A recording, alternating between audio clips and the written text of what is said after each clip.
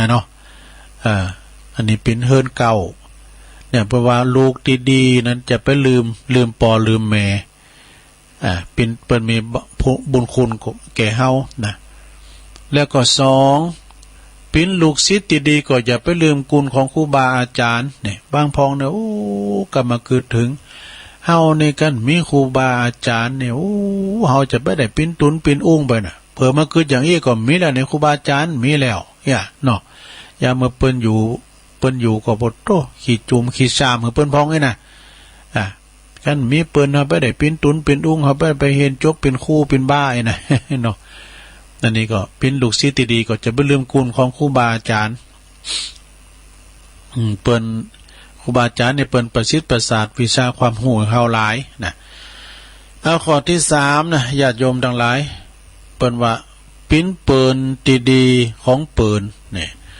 เปิ้นนี่ก็คือหมายความว่ากัลยาณมิตรเนี่ยซะนะปิ้นเปิ้นดีๆคบมิตรปอกลอกมิตรปลอมมิตรหยังก็มีหมดมิตรแท้มิตรเทียมนี่นะมิตรแท้นี่ก็คือกัลยาณมิตร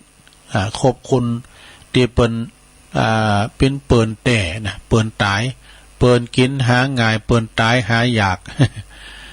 ขอคบกันเป็นมิตรเกี่ยวสหายคำเด้อจะไปลืมกันไปทรยศกันไปทรยศละหักหลังกันเนี่ยประวัตินะเพื่อนที่ดีไม่ใช่ว่าจะไม่อย่างกับว่าไม่ทรยศเลยนะน้ำใสๆไม่ใช่ว่าไม่มีพิษเนี่ยก็มีพิษอยู่เพื่อนที่ดีไม่ใช่ว่าจะไม่ทรยศก็จะมีอยู่เนาะข้อที่4เป็นพลเมืองดีของชาตินี่คันเฮาเป็นคนดีของปอของแม่ของครูบาอาจารย์แล้วก็ต้องเป็นคนดีของชาติด้วยนะจะเด็กก็ไปเป็นทหารเนี่ยนะเนาะหับใจบ้านเมืองเป็นโหของชาติเนาะ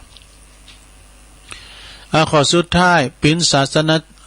สนิกชนของศาสนาอย่างเฮาจะพูดเรื่องเองนะสดับไปลืมวัดลืมว่ามีลูกมีเต่าก็สอนลูกสอนเต่าเน้อเข้าวัดเข้าว่า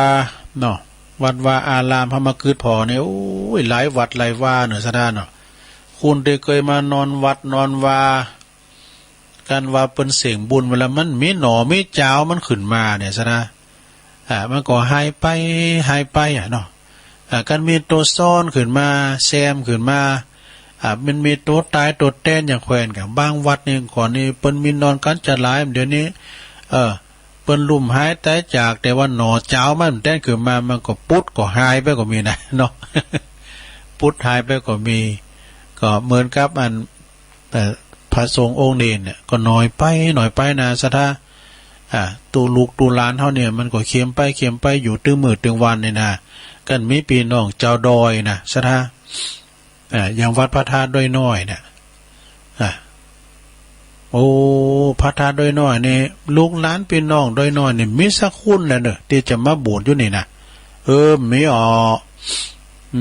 พี่น้องลูกหลานคุณดอยเดี๋ยวหมดแต่ขมมนนี่นะเปิ้มจะว่าเป็นคุณตุกพันกันอยากโล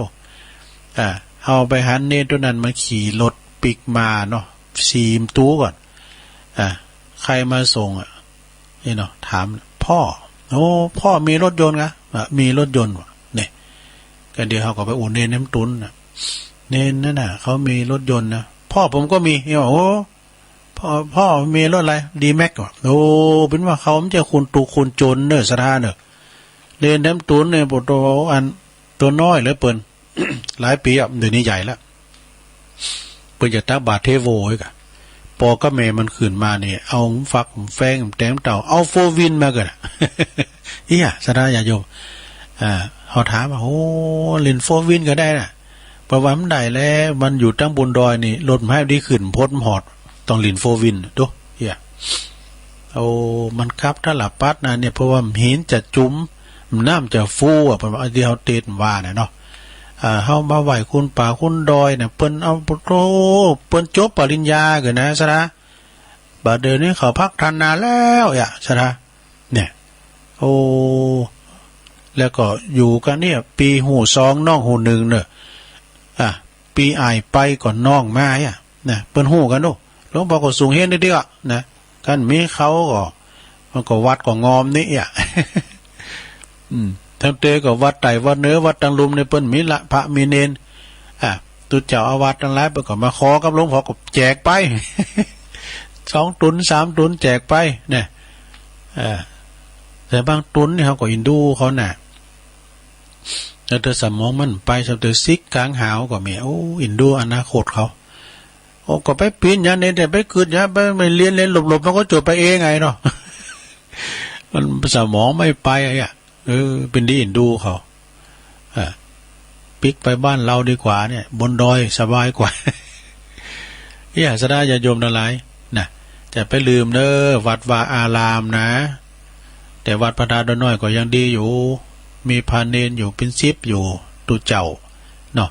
ก็แล้วว่าเขาไปก็งอมก็เนี่ยไปโอเฮนี่นะเลยก็2 เถ่าเนี่ยหลวงพ่อกันไปก็ตุลุงอยู่กันตุลุงไปก็หลวงพ่ออยู่ เพราะว่าเปิ้นขึ้นสู่ลุงหาเสด็จมาถามเนี่ยเนาะมาถามประมาณนี่มุนก็ตอนรับเปิ้นเนี่ยซะได้เนาะปิ้นเจ้าบ้านแล้ววัดพระธาตุด้วยเนาะนี่ขึ้นลุงเหินขาดเด้อเพราะว่ามันเป็นแหล่งท่องเที่ยว1 ใน 3อำเภอดอยหล่อนี่มันจะมีพิพิธภัณฑ์หนึ่งเนาะแล้วก็ผาช่อแล้วก็วัดพระธาตุดอยน้อยมี3 ตีเป็นแหล่งท่องเที่ยวนะเพิ่นก็มาไหว้พระธาตุก็มาชมวิวก็มาถวายสังฆทานเป็นบางครั้งนะเด็กก็ไม่ได้ขึ้นดอยซะเตก็ลองขึ้นดอยพอรถถีบนี่มาทุกวันเด้อนักปั่นจักรยานน่องเหล็กนี่นะเปิ้นออกกำลังขึ้นมากูแรงกูเจ้า ซัมเตอก็พี่น้องตังปูนเพราะตุ่นแหนพุ่นเด้อเปิ้นมานะหางดุ้งก็ยังสันปะตองหางดุ้งพี่น้องสะปุงใกล้ก็ยังมาในทั้งหลายปิ้งบ่น่ะเปิ้นมาทางใหม่ดูเปิ้นมากันเป็นกลุ่มนะเปิ้นปั่นจักรถีบจักรยานเนี่ยถามว่ารถถีบมันแปลงการพิเศษก็มีว่ะโอ้ก็ยังมาแปลงก็เปิ้นปั่นขึ้นมานะลงขึ้นดอยมานะตีนเท้าตะแตะปื้นเลยว่ะโอ้เน็ตนักแกเนี่ยเปิ้นมีกี้มันว่ะซะนะก็รถถีบเขาทำได้ไม่ขึ้นไว้ยังไงอันนี้เปิ้นมีกี้มันเปิ้นปั่นจิ้นขึ้นมาไปบนดอยว่ะโอ้เน็ตนักแกเนี่ยเขาขึ้นเนี่ยเตียวขึ้นมาในขาอย่าตะปะ เปิ้นออกกำลังกันซะนะเนาะอันนั้นจะไปลืมเด้อวัดวาอารามเนาะพระสงฆ์องค์เด่นก็เขียมไปหน่อยไปเฮาก็จะไปลืมสุ่งเข่าซ่าเข่าจังหันบางวัดบางวาก็ตุพระก็มีน้อยเฮาก็หมั่นไปผอก้อยดูแลเนาะเป็นศาสนิกชนที่ดีของศาสนาเข้าวัดเข้าวาพองเอาแถมกรรมหนึ่งซะนะญาติโยมทั้งหลายนะอันนี้ก็คือว่าชีวิตที่มีค่าต้องสร้างค่านิยมให้แก่ตนนี่มี4 อย่างเด้อซะนะเด้อมี4 อย่างก้อนใกล้เอาในหนังสือพองเอาเขียนมาไว้นี่ดิว่าหลายเตือกันพวกนี้น่ะคือข้อที่1นะมีจิตใจความอบอ้อมอารีนี่มีตานไม่เสียสละตานพองอันเปิ้นตกตุกได้ยากาอย่างน้ำโถมไฟใหม่แต่ลามเขาก็ไปเจาะไปหอมเปิ้นนี่นะเนาะอันนี้เป็นการว่าโอบอ้อมอารีใจเฟื่อเผ่อแผ่เปิ้นตกตุกได้ยาก็ไปโจยเปิ้นต่างบ้านจองหอเฮิรนเปิ้นถูกไฟใหม่ไต่ลามกาเนี่ยแม้แต่ตั้งวัดตั้งวาสวาตุเจ้าเฮานี่เพิ่นก็ร่วมกลุ่มกันโดญาติโยมเปิ้นตกตุกได้ยากนะไฟใหม่ก็หอมก็เนี่ยบ่รู้โคกินโคตานที่เปิ้นมาตานเนี่ยมันจังอยู่ก็มาหอมกองโกดกองงกกองโงนั่นแหละนะพัดลุมก้ามยังก้านี่น่ะถ้วยโทโอชามถ้วยหวานจานจ้อนหยังต่างๆเอามาหอมปัดใจโดยอันนี้เป็นน้ำจิตน้ำใจของไปในเนาะเดี๋ยวเพิ่นก็มีมื้อละมาประธานอปตในหน่วยเป็นหน่วยนะประธานอปตนะก็รับนโยบายตั้งการมาเรื่อยๆข้อที่2มีวจีไพเราะอู่มนจ้าหวานเป็นปิยวาจาจะไปอู่จ้าปากแข็งแห้งกะ อย่างที่ตุลุงวามเจ้ามีปิยวาจาอู่มนจ้าหวานเนาะมันอยู่ที่กับอู่โมดอัสดาอย่าโยมกำอู่กำจ้าปากมันอยู่ที่ปากนะอู่เปิ้นพิษกันเทงกันนะกำสนกำสอก้าน่ะมันก็มี มันก็มีอยู่นะการฮัตจะอู่เปิ้นหักกันแป้งกันเสริมความสัมพันธ์สามัคคีกันปีนน้ำหนึ่งใจเดียวก็อยู่ที่กำปากเนี่ย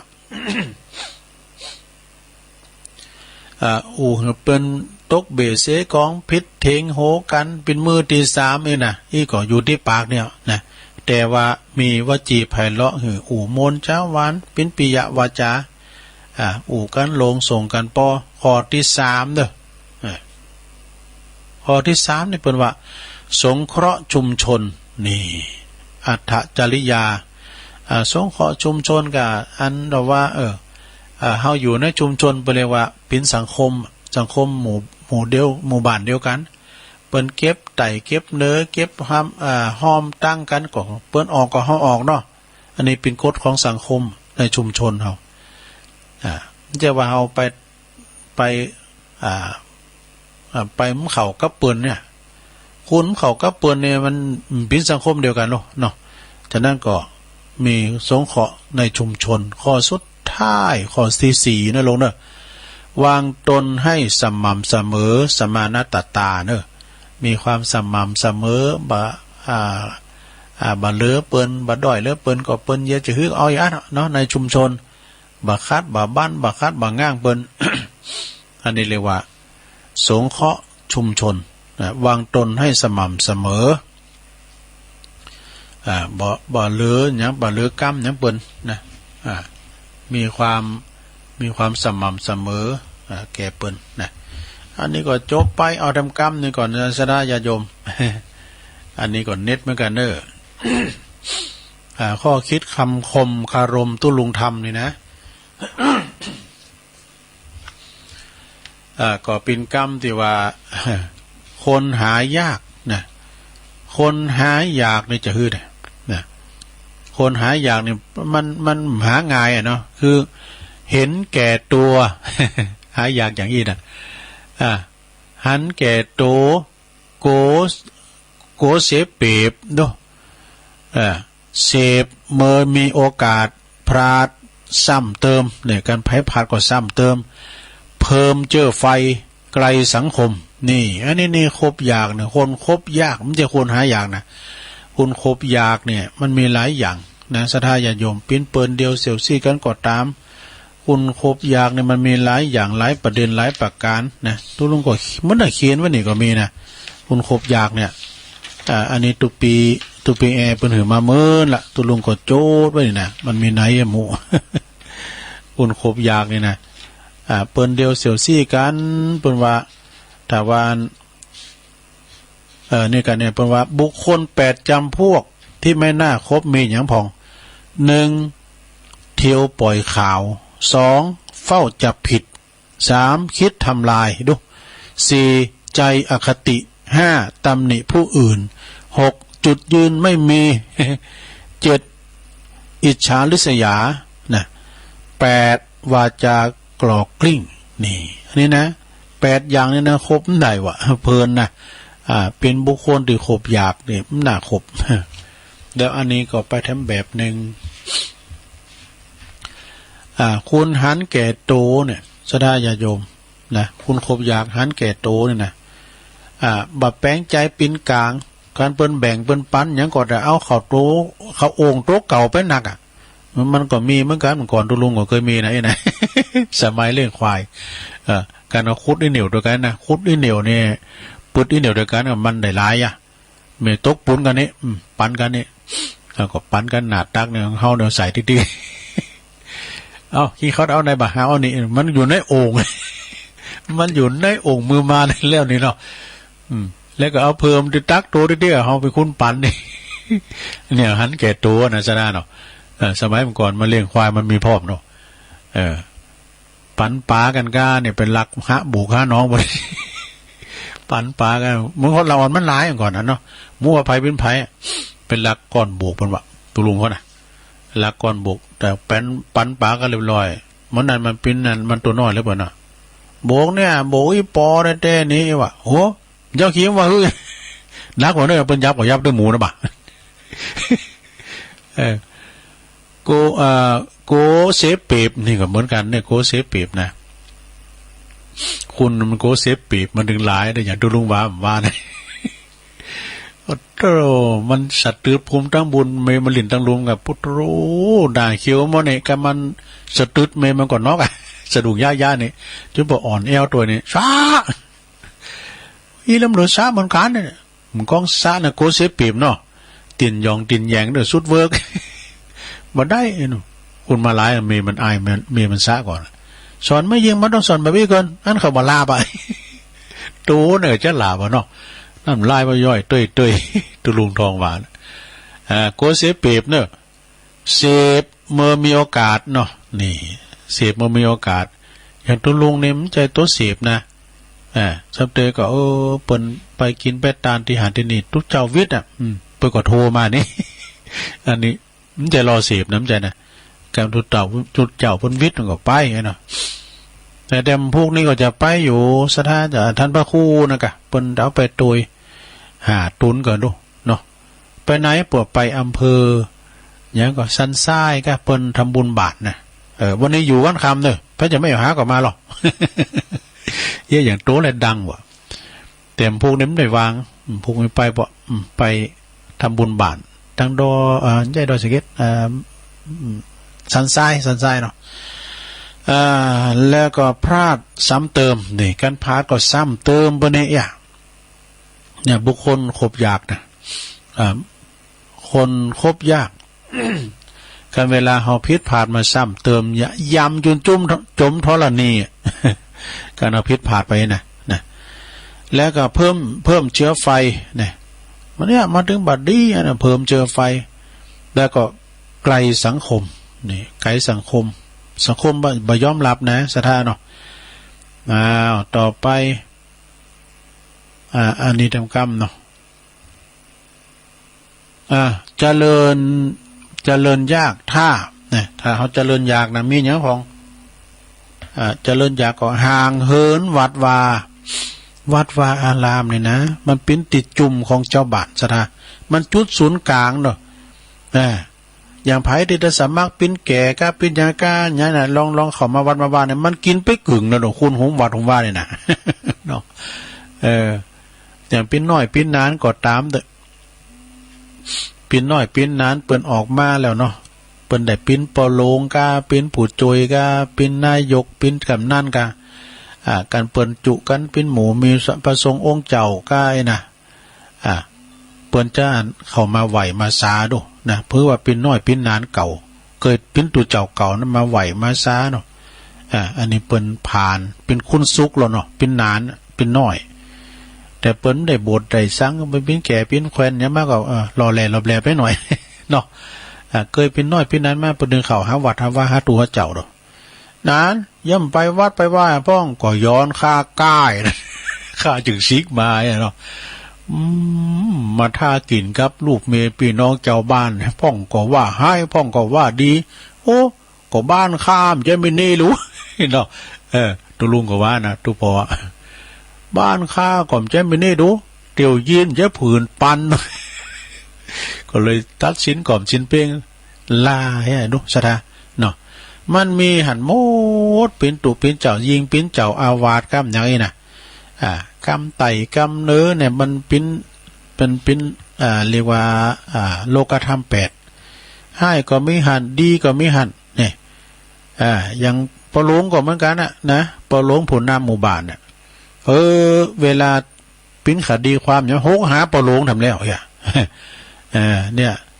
มันซ่องใส่เยอะนะนับปิ้นผลนำเนี่ยให้ก็ไม่หันดีก็ไม่หันเนาะสถา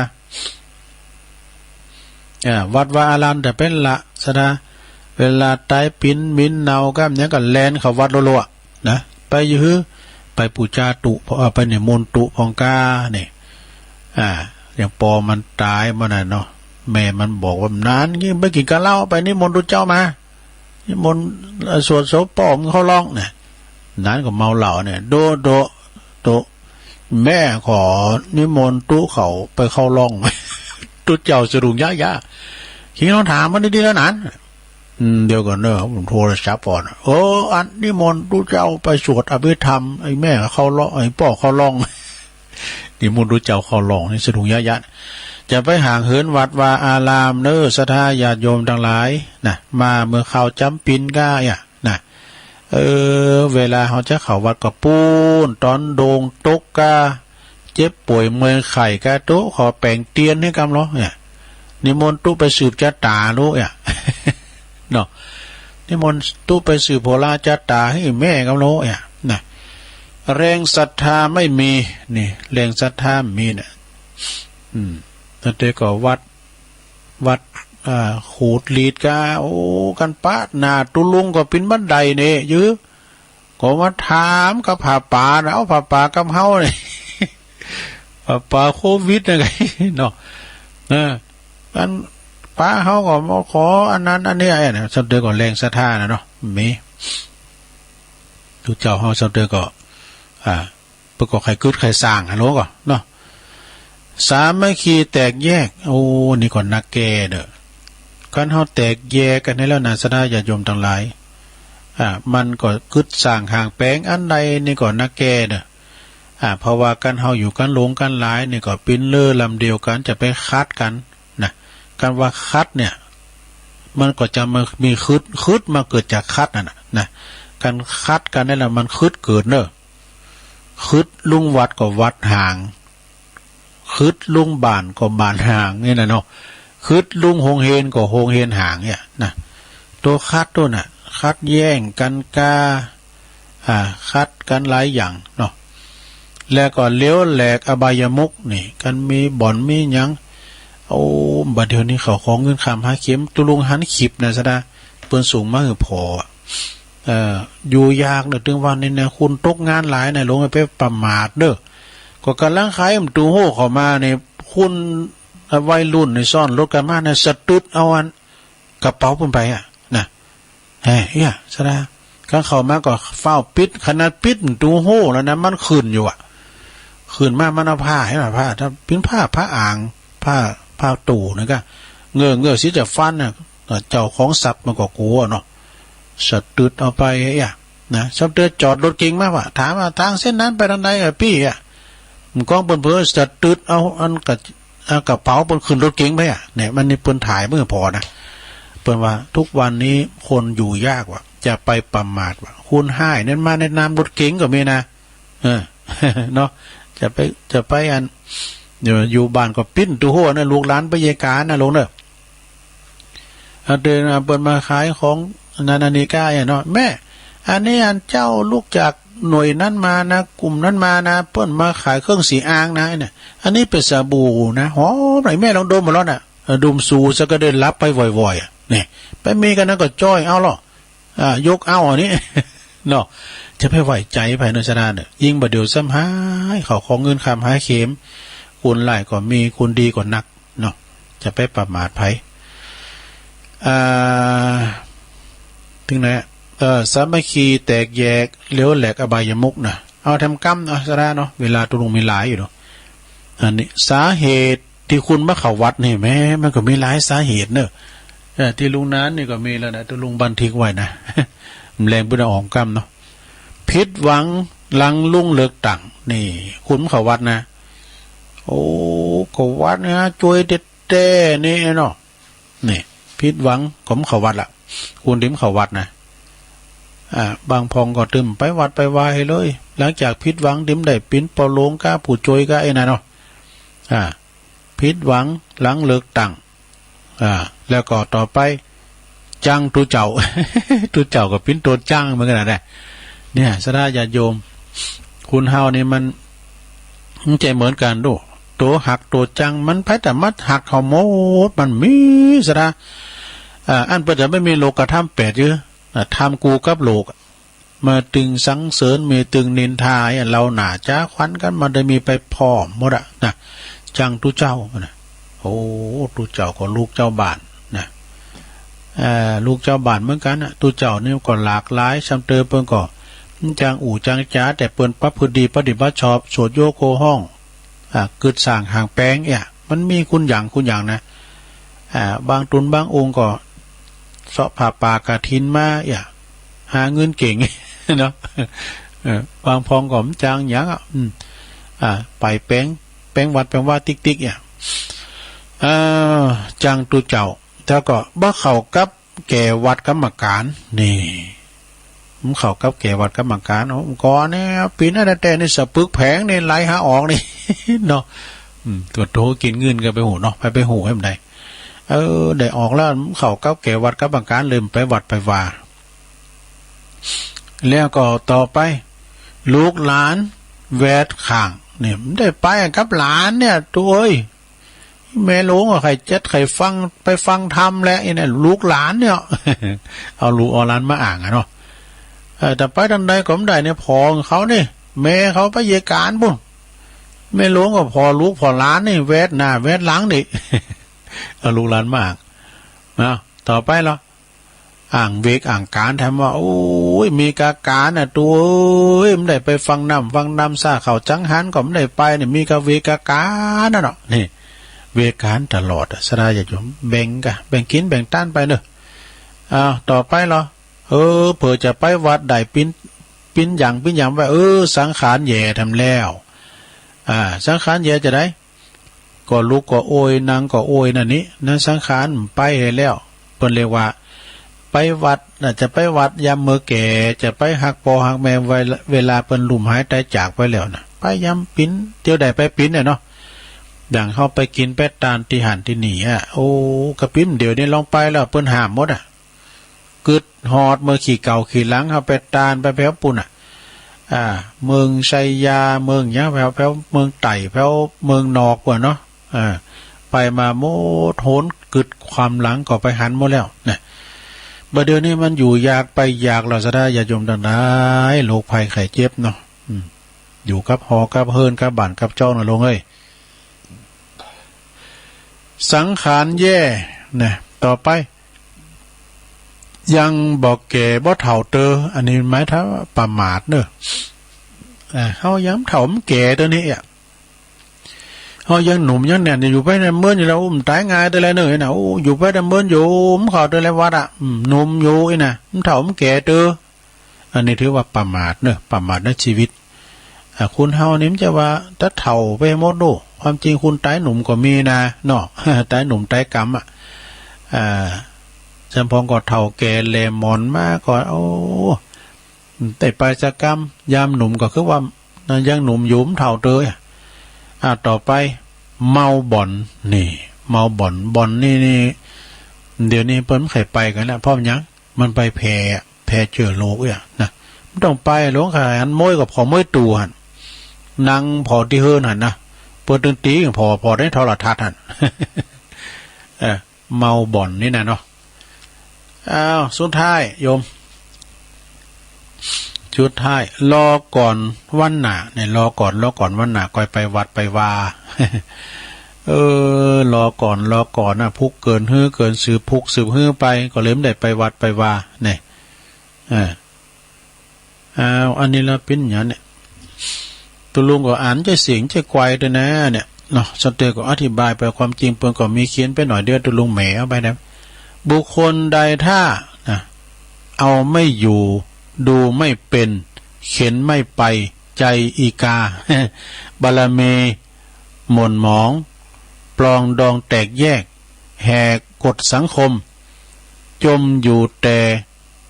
ในกะลาอันนี้พิจารณาไม่ได้แล้วนะพิจารณาตัวเก่าได้แล้วนะแน่แต่กันเนาะอันนี้หมายความว่าใจไม่ได้พิจารณาตัวเก่าได้นะเอาไม่อยู่ดูไม่เป็นเขียนไม่ไปเปิ้นใจไปไหนก็ไม่ไป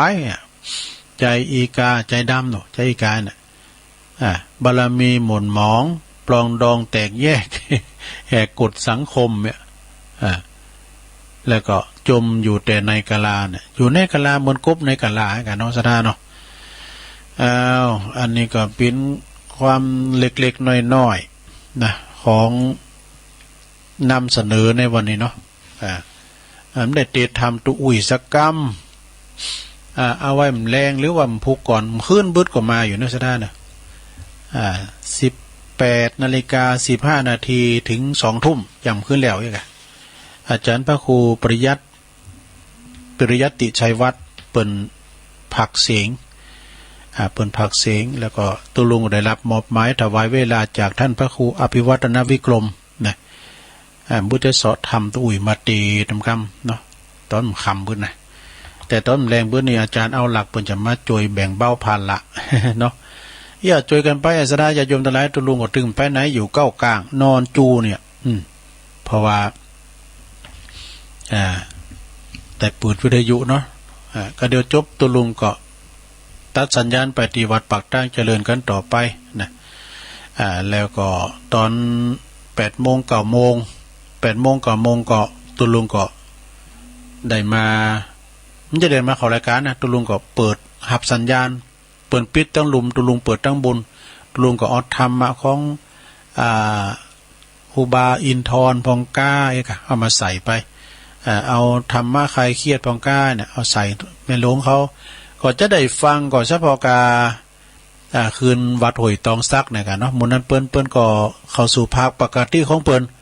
แต่ว่าหวยตองซักเนี่ยมันเป็นคืนบริการเขาตลอดเนาะเจ้าทำยังบึดเอาเทปเก่าใส่ให้ตัวเนาะฟังกันไปสถาญาโยมใครฟังเสียงตัวเก่าตอนโทรมาก็ฟังหรอสถาเนี่ยการตุลุงเอาเทปเก่าออกนี่นะฟังตอนที่เปิ้นโทรกันเข้ามาแต่ว่านี่ก็ขอบคุณคุณโยมพิสมัยสุริโยดรนะเปิ้นได้จัดผ่าป่าที่บ้านเปิ้นก่อนนิมนต์ครูบาอาจารย์ไปหลายตุนอยู่ท่านพระครูสุเมธธรรมเสวีท่านพระครูอภิวัตนวิกรมตุลุงกฎที่ซอยหอยตามไปโดยพระครูแล้วก็ท่านพระครูสมศักดิ์พระครูวรธรรมนาถวัดหนองเหงด้วยแล้วก็มีท่านอาจารย์เอาหลักปัญโยนันท์นะเปิ้นก็ไปกับเจ แล้วก็ดูเหมือนจะมีท่านมหาประสิทธิ์ธรรมาภินันโทด้วยกันเนาะเปิ้นจะไปก่อนหน้านะคะเปิ้นหอมปัจจัยด้วยแล้วก็ได้รับความอนุเคราะห์เมตตา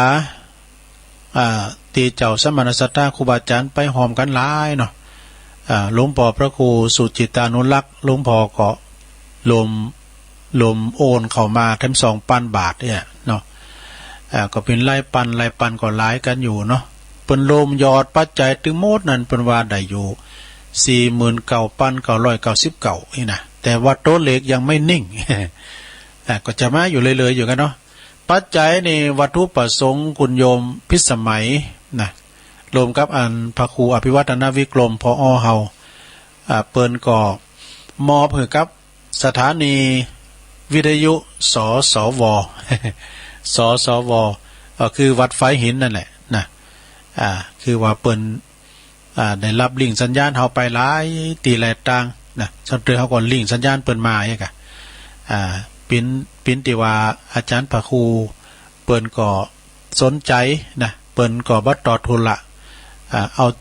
อกเอาใจอย่างว่าตุลุงเข้ารายการนี่เปิ้นก็จะเอาตุลุงทองออกเจ้าหน่อยนึงลองเนื้อจากนั้นก็เปิ้นก็เอาเพลงใส่เพลงเก่าอ่ะนะหน่วยไม่ลงเขาก็ฟังโอ้ยสมัยแม่เป็นสาวเนาะ ก็ฟังกันไปถึงอาหารใจอาหารกายไปเนาะโอ้ว่านี่ก็34 สายกันเนาะสุดท้ายไอ้สุขิดเนี่ยนันตารามเนี่ยส่งแรงใจไปตีอุ้ยวันดีด้วยเนออุ้ยหมอนเนออุ้ยวันดี90 ปลายแล้วนะแล้วก็หลายที่เปิ้นได้มาฟังกันเนาะขอบคุณเนอที่เปิ้นโทรกันมาตุลุงก็มาเปิ้นกูอู่กันได้นะไปว่าตุลุงมาสั่งมาสอนเนี่ยมาเราสู่จู้กันฟังในหลวงเนอก็นะว่าโอ้มาสั่งมาสอนนี่มันจังโหดจังเกตในกันน่ะมาบริหารเวลาไอ้น่ะตุลุงก็จะมีสิทธิ์ถึงว่ามาสั่งมาสอนเนี่ยนะมาอู่มาจ้ากันนี่ไงเนาะเอาตอนนี้ไปตุลุงก็จะเปลี่ยนบรรยากาศสถานเด้ออู่มาเมินในบทกรรมฟูสิงไปแล้วนี่ มดเฝ้าแล้วเนี่ยก็จะเปลี่ยนสถานได้อู่พองนี่นะเนาะตอนนี้ไปตุลุงก็จะเปิดสายเนาะสถานเด้อได้โทรกันเข้ามาทักทายเนาะว่าโอ้ตอนนั้นเพิ่นก็ฟังตอนนี้เพิ่นก็ฟังเนาะพี่น้องเมืองฟังก็ดีแม่แจ่มก็ดีในโหในเวงก็ดีก็โทรก็เข้ามาเนาะ089 955 6506เจริญปอนเจ้าไหว้พระเจ้าแม่น้อยเจ้าวันนี้ก็จะฟุ้นสมองต่อนะเจ้าเนาะขณ จะพินทำเสมอเจ้าตีสามตีสี่ยังบอกไปไหนตีบ่รับไหลตีสามตีสี่เปิดฟังธรรมะเป็นสิ่งดีตีสามตีสี่จักกวางกันเจ้าเด็กพ่อควายมาเอาอาหนุ่มเนาพอกินข้าวเจ้าออกไปทำงานออกเป็นนั่นว่าได้ฟังรายการใครบ่ทำงานตีสามตีสี่คนเลยฟังนักกว่าพอทีวีธรรมะดีๆนอนฟังก็ได้คนเลยฟังนักกว่าเวลาควายพอไปไหนนอนฟังกันเจ้าก็ลุกขึ้นฟังพ่อแม่แก่เฒ่าที่ว่าตอนเจ้าคนถึงฟังหลายตื่นเน้อว่าว่ายิ่งใจเปิดฟังบรรยายตุลุงยองเจ้าวันนี้คำยองวรรณกรรมนะเจ้าคำว่าบ่มีงอนะเจ้าเป็นคำยองเนาะภาษาไทยแปลว่าไม่มีแล้วเจ้าไว้เจ้า ขอบคุณยายน้อยเนาะน้องเบล ไว้สาครับกำลังเตรียมตัวไปกาดนะครับโอ้วันนี้ไปกาดเนาะวันนี้ลุงวัดมาฮับเด้อแข็งแรงเด้อโอ้ขอบคุณทุกปีเน้นละมีสุขภาพแข็งแรงแต่ก็ขึ้นราคาไปมันเมินเนอบุญเป็นม่ามแรงมื้อบ่าย 3 โมงฝากความคิดถึงไปเนอทุกปีเน้นละเนอจะได้กระโทรมาเนอเจก็จะมาสาธุลืมประกาศไปสถาโยมรัตนาแม่แดงเนาะใจพรหมใจยาแม่แดงเปิ้นอยู่ปากข่อยไต่เปิ้นลมทำบุญมาโดยซองหนึ่งแล้วก็ป้ออายเนอป้ออายแม่ป่าน้อยนะป่าน้อยนี่เปิ้นอยู่ปุ้นแม่ริมนะหีบทองนะเปิ้นลมทำบุญมาแถม1 2ขอบคุณเด้อว่าเปิ้นเอาฟักแก้วฟักทองมาตาน้ำจะไหลขอบคุณเด้อเจริญปอนนมัสการค่ะเจ้าลุงเดี๋ยวน้อยพัฒนาหน่อยค่ะหน่อยพัฒนาเนาะเจ้าขอบคุณนะคะที่เป็นสะพานบุญให้ขอบคุณกับคุณพิสมัยด้วยนะขออวยพรนี้ให้คุณพิสมัยเนาะขอให้คุณพิสมัยมีสุขภาพแข็งแรงเพราะว่ามีจิตใจที่ดีเนาะสะพานบุญตั้งหลายได้หอมป้าป่าตะวันก็ได้ฟังจากโมทนาบุญไปด้วยแล้วก็ขอบคุณตัวลุงยำกามขอบคุณที่นำปัจจัยไปหอมให้เนาะขอบคุณเนอได้บุญด้วยกันเนาะเจ้าตัวลุงดูแลรักษาสุขภาพตัวเก่าได้เนื้อค่ะมันขอบคุณเจ้าเสียงมันค่อยมีหยิบน้ำอุ่นแล้วเอามะนาวบีบไปน้อยๆอาจารย์เสียงจะได้ชุ่มขึ้นมาเนาะฟังทุกรูปทุกองค์นะคะเป็นกำลังใจให้และขอทุกรูปทุกองค์สุขภาพแข็งแรงทุกตนอันนี้จากดอยหน่อยพัฒนาป้นอยู่ป้นตำบลน้องหานบ่น่ะนะเป็นคนไทยอะไรทำไมนะเจริญปอนจากภาษาเจ้าตุลงโอ้โหแม่สายทองห่างเหินไปหลายวันเด้อวันที่3แล้วเจ้าโอ้ดีกะตุลงชัดเจนดีนะมื้อเจ้าอย่างนั่นกะมันแรงมันรบกวนนะเจ้ามันแรงนี่ใครรบกวนหน่อยจ้ะ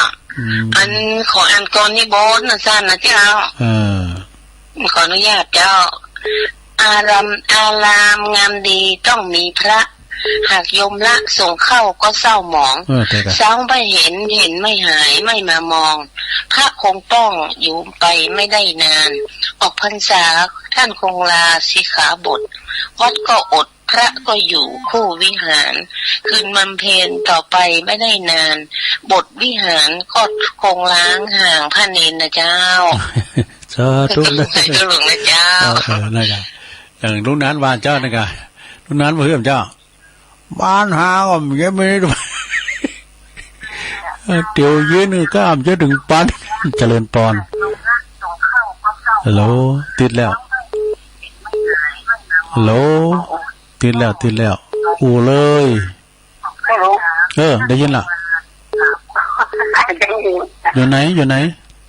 อูเลยอยู่แค่น้ำเองจ้ะ โอ้พี่น้องสันน้ำเมงมาแล้วแม่คำปานะแม่ฮะ แม่จันดีนะ แม่จันดีโอ้ สวัสดีเนอะสวัสดีลุง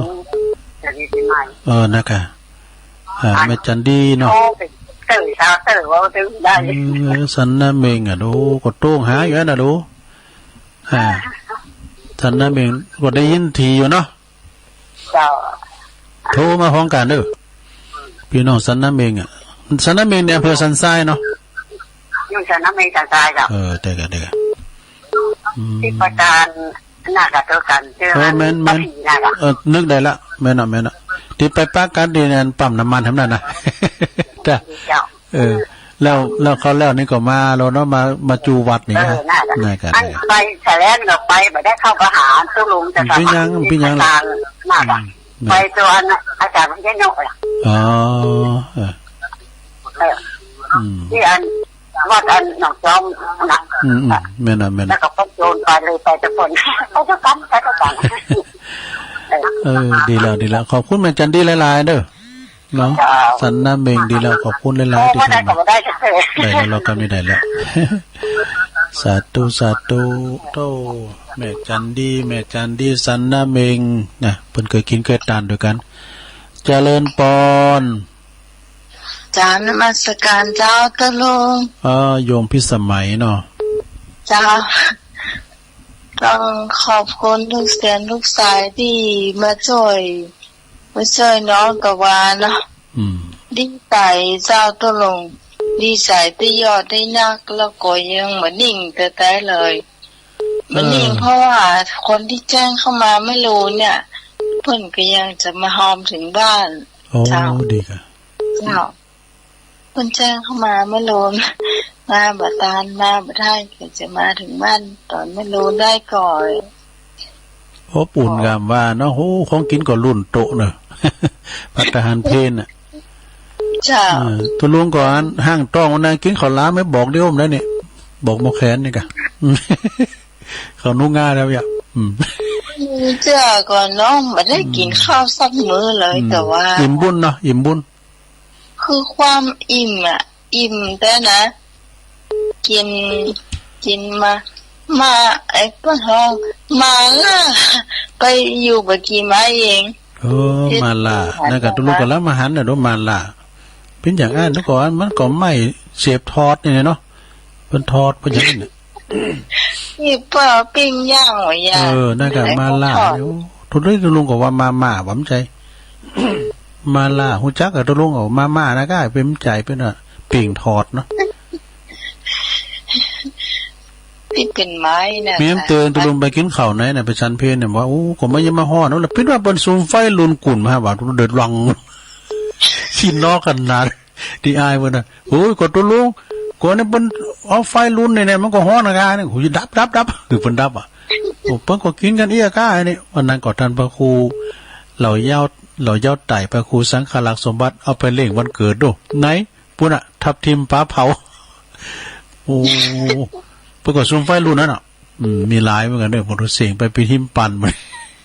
เป็นเอาไปเล่งวันเกิดขอบคุณเลยเนาะขอบคุณพี่น้องเจ้าบ้านนี่เนาะปนมาช่วยกันข้าวกินข้าวหลามบอกเดียวนะนี่ก็ห้างต้องให้หน่อยเนาะกินอยู่เป็นเชื่อว่ามีนะแล้วตัวลุงได้บอกฟักอย่างพี่ก่อนโอ้ยย้ำได้บทโตพออายเขาเอาเหือมเนาะแม่น้อยหีบทองเขานะเป็นน้องสันโป่งแม่ริมแล้วก็อันโยมพิสมัยเขาเอาหือแดมฟักแก้วฟักทองอย่างนี้นะได้มากะได้มาอยู่แล้วก่อนลืมเพื่อนวัดหนองเฮียงอ่ะน้องเฮงเนี่ยเปิ้นจะปิกลุนตุลุงเขาเนี่ยคงได้บ่ฮู้เกลือพริกมาโดยว่ารถเปิ้นมีไหนบ่ฮู้ไปทางใดบ่ฮู้เป็นหยังเปิ้นได้ไปการอะไรก็ดีละถ้าพระคุณสุเมธก็ถ้าอยู่บ่ได้หมวกยังได้บ่ว่าได้อยู่ก็ฮะเปิ้นมาหือกำลุนเลยเหรอจ้ะมาขอบคุณโยมพิสมัยดังๆเด้อจ้าปีหน้าก็ว่ากันแถมลูกด้วยนะจ้าขอบคุณที่ลงตัวแฟนรายการทุกคนที่ฟังคืนนี้ตัวนะจ้าขอบคุณนันตุปีทวัดด้วยค่ะทีมงานเนาะ ทีมงานที่เปิดมาถ่ายทอดมนกับคุณมนกับวันตุปีทวัดนะครับเพิ่นมนเจ้าหวานวัดเจ็ดยอดเจริญปอนนมัสการเจ้าพี่น้องเส้นพระเจ้าแดงมาแล้วฟังจังหวะจะลงแต่ว่าก็ฟังโทษติดแล้วมันรุดไปนั่นน่ะเจ้าพระเจดีย์น่ะตรงสันพระเจ้าแดงอากาศก็พอดีเนาะหนาวบ่หนาวเนาะหนาวเนาะอากาศหนาวอ่ะมกปอเนี่ยเจ้าป้าแม่อำพรบอกเพิ่นนี่ลูกควายยันไหนยินไปอ่ะแต่ไอ้ยองว่าไอ้ยองแม่พรค่ะไหนยินไปเหรอตอนนี้เพิ่นออกก็ดูไอ้ลื่อหลงเขาก็นี่จอมหยุดนี่มาก่อนหน้าแล้วนะจอมหยุดมันนั่งไม้บ่ได้นะเอาหน้าไม้กะตุนี่อู่กันนะขอบคุณเนอแม่สุภลักษณ์เนออยู่ดีมีสุขเนอขอบคุณเพิ่นโทรมาอีกว่าสาธุเพิ่นโทรมาอีกว่าดีใจแล้วนะดีใจแล้วเพิ่นฟังกันอยู่เจริญปอนสายที่8เจริญปอนอาจารย์นิพนธ์ครับก็เจ็บฝักแก้วรู้ตุลุดเนาะครับเนาะลุงเอารถปิกอัพไปใส่ก็ดีเอามาขายวัดดอยสะเก็ดนี่ที่กาดนะกาดไม่แสงจันทร์เขาน่ะ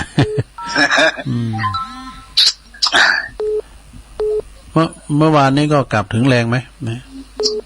แรงครับแต่สักประมาณสัก2 โมงกว่าๆครับวันนี้ผมก็มาเข้ารายการครับแต่กันเนาะตู้ลุงยองคันเนี่ยเหรอแต่เมื่อวานนี้ผมซ้อหาฟังตอนแรงตอนสัก6 โมงครึ่งมันมี6 โมงครึ่งนี่เปิ้นมาออนไลน์ไปก็ฮะเปิ้นมันออนไลน์ไปตั้งเพียตั้งพะเยาเจียงไฮ้แปรนานพี่นะ6 โมงครึ่งถึง2 ทุ่มผมเข้ารายการเตียนพระครูปริยัติชัยวัฒน์ก็ในเชียงใหม่นี่มันมีเลยเนี่ยเปิ้นออนไลน์ไปกัน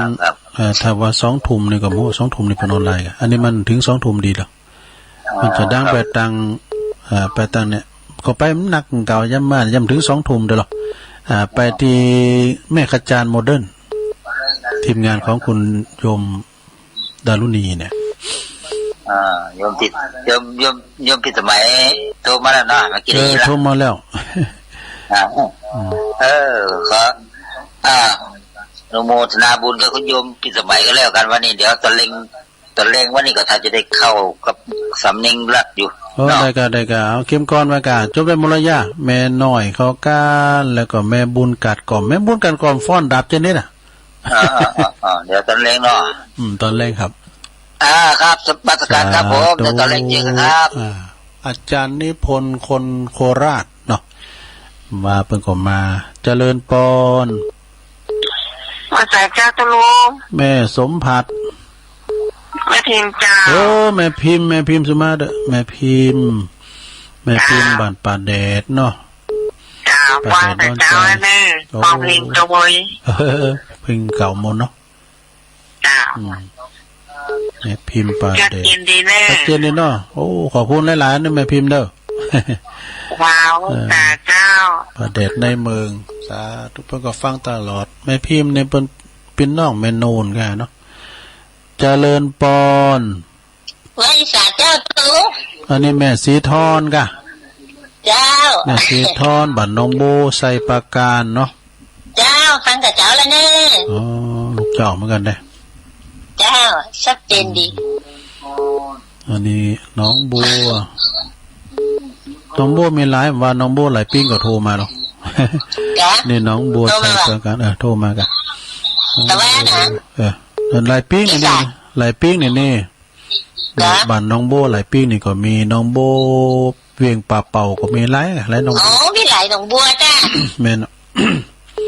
นี่น้องบัวใจปราการกำลังใจเด้อท่านลุงขอบคุณเด้อพี่น้องต่าง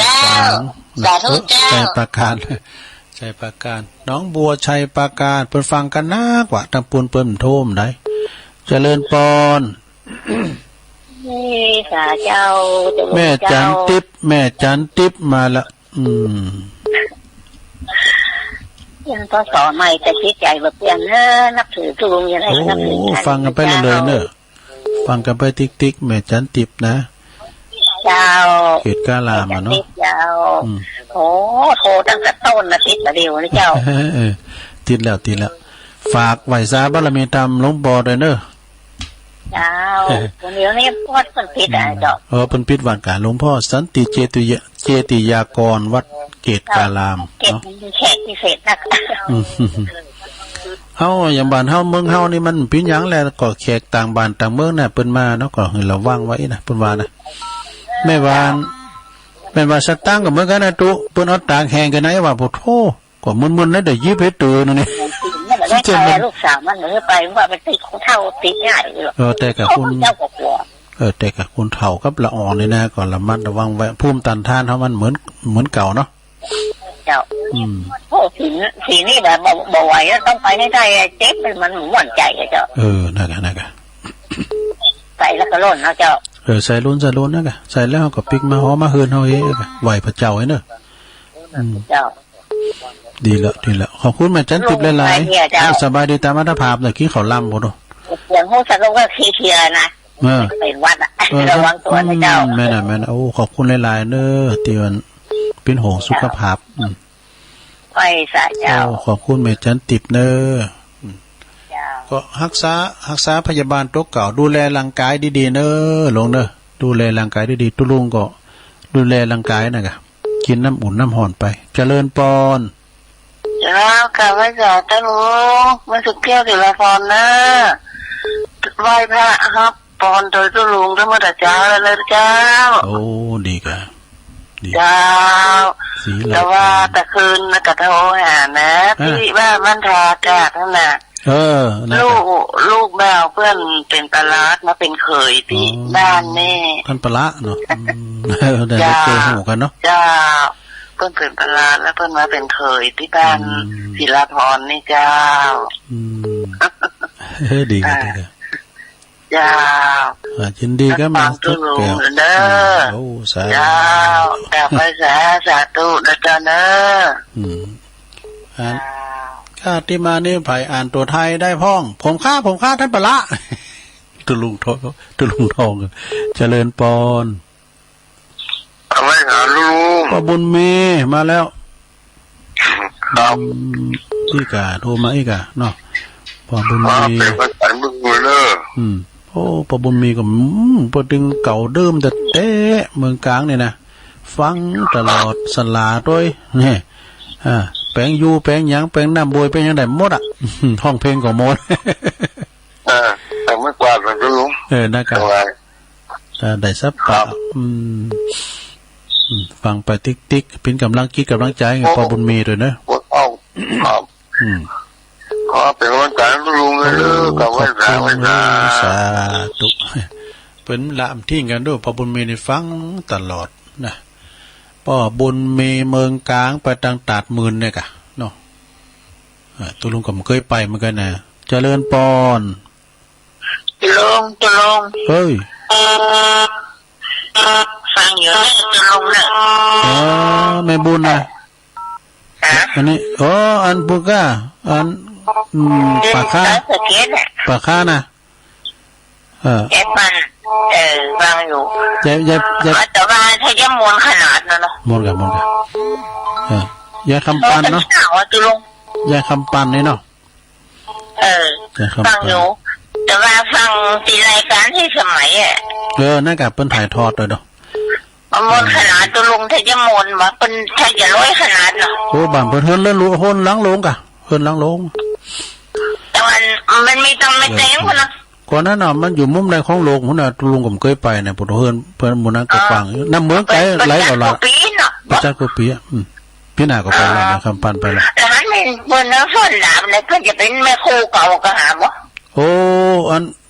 ตุลุงกับหันจักรในไม้ก่อนแล้วเนี่ยเพิ่นว่าอันแม่บุญกัดก่อมฟ้อนดาบอ่ะมองตึกมองเปิดก่อโซโอ้การว่าฟ้อนดาบนี่ค่ะตึงฮะแม่บุญโดนเนอะ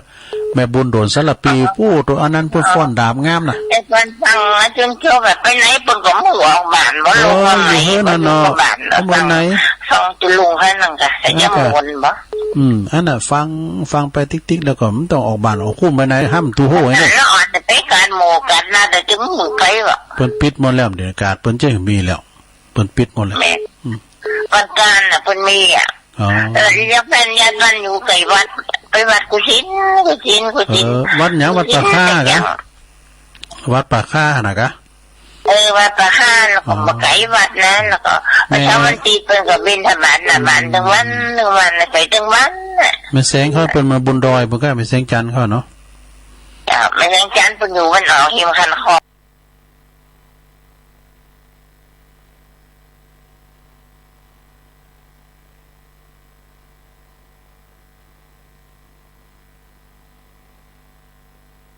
ประชาวันตีเพิ่นก็บิณฑบาตน่ะบ้านถึงวันไปถึงวันน่ะแม่แสงเขาเพิ่นมาบุญดอยเพิ่นก็แม่แสงจันทร์เขาเนาะแม่แสงจันทร์เพิ่นอยู่วันออกหิมคันคองคนนั้นน่ะ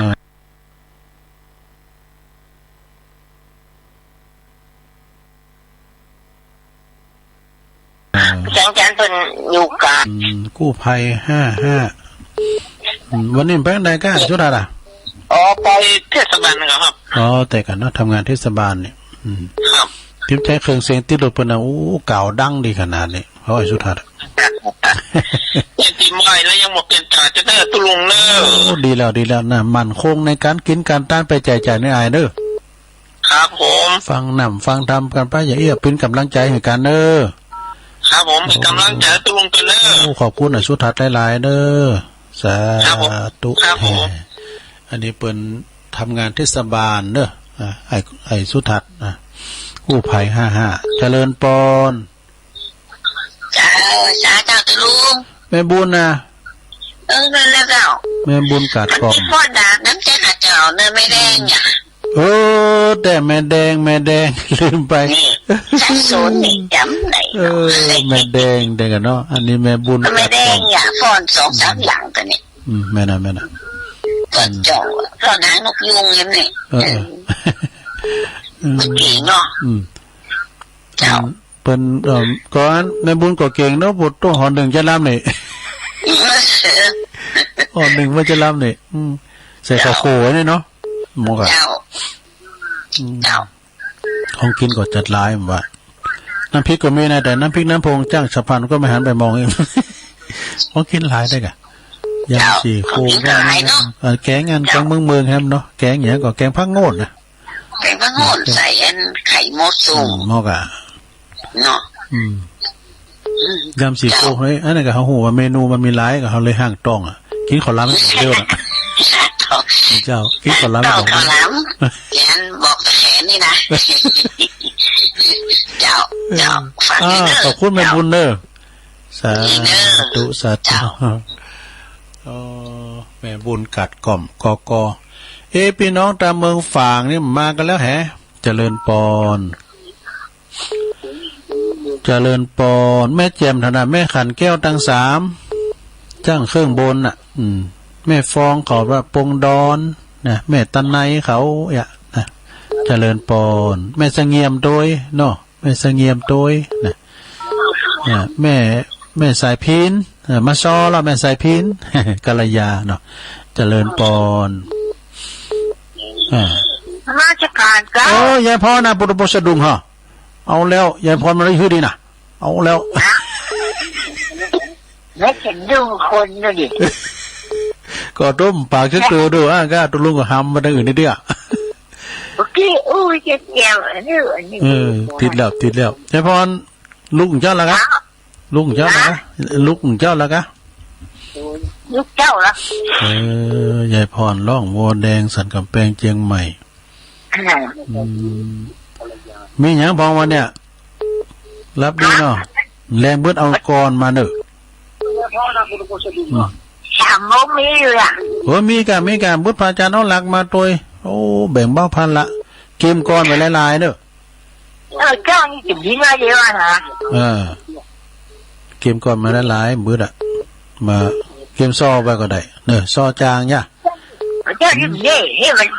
จ้อยจางจ้อยแล้วจางจ้อยก็ได้ซอก็ได้ห้องเพลงก็ได้มองดาวเดียนที่ลอยล้นเกลียนห้องดาวใจไฟคิดกับส่วนเกื้อนี่ปอนปัดมาได้แล้วอ่ะนั่นน่ะปอนก็ปันไปแล้วเนาะอีวางหัวตัวเจ้าพ่อก็ปันป้อนปีใหม่ก็ได้เนาะก้อนน้อยเดียวเฮ้ยเอาเจ้าเว้ยใครเอาเลยพระเจ้าเนี่ยเอาเลย1 2 3มันเป็นสัพพะหินสัพพะสัตว์ข้างหลายล้วนมีพุทธาจิตปอกับคุณลุงรู้เสือมีชีวิตมีวิญญาณรับรู้ความรู้สึกล้วนมีพุทธาจิตข้างขึ้นฟ้าเรื่องบนนั้นมีคุณธรรมให้กำเนิดจากชีวิตมนุษย์ควรมีจิตเมตตาเด็กอะปลดปล่อยสัตว์เพื่อให้เขาอยู่รอดมนุษย์ต้องการอิสรภาพแถมในสัตว์ทั้งหลายก็ต้องการอิสรภาพจากนั้นจบละบุคคลใดบุคคลใดงดเว้นจากการกินเลือดกินเนื้อทั้งปวงย่อมกระทำปอก็คุณลุงรู้ได้ซื้อแบบนี้ให้ดื่มให้เต็มสมบูรณ์หากบุญใดยังหลงกินเนื้อสัตว์ทั้งหลายอยู่เขาได้เชื่อว่าทำลายเม็ดพันธุ์แห่งพุทธะที่อยู่ในตนย่อมต้องได้รับบาปทั้งอาหารไม่บอกให้หายดีอ่ะจบแล้วเนาะเมื่อก่อนจบแล้วแม่นะ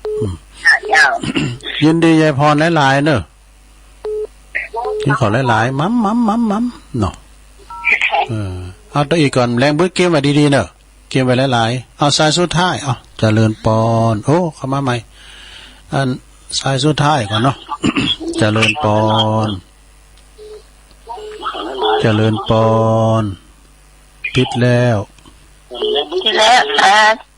ไอ้บ้านบางกอกเด้อโอ้ยไม่วันนะบ้านกอกนะคุณยองเหมือนกันไม่วันฟังจ้าละกะฟังกันว่าเนี่ยดีแกอันวันแม่จันสีก็โทรมาลองลังไม้นะแม่จันสีก็โทรมาบ้านกอกนักร้องงานประเพณี